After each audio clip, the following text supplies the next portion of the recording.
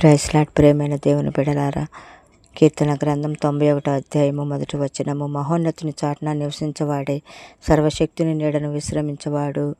మహోన్నతుని చాటున మనం నివసించినప్పుడు మనం భయపడవలసిన అవసరం లేదండి.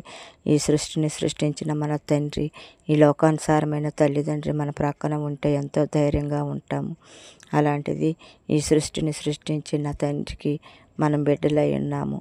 నీవు ఎలాంటి శోధనలో ఉన్నా విడిపిస్తారు, అపాయం రాకుండా కాపాడుతారు. నీ ప్రక్క 1000 మంది పడినను, నీ కుడి ప్రక్క 10,000 మంది కూలినను అపాయం నీ యొద్దకు రానినని వాగ్దానం చేశారండి. కానీ నీవు ఈ లోకంలో జీవించినంతకాలం దేవునికి ఇష్టమైన బిడ్డలుగా జీవించాలి.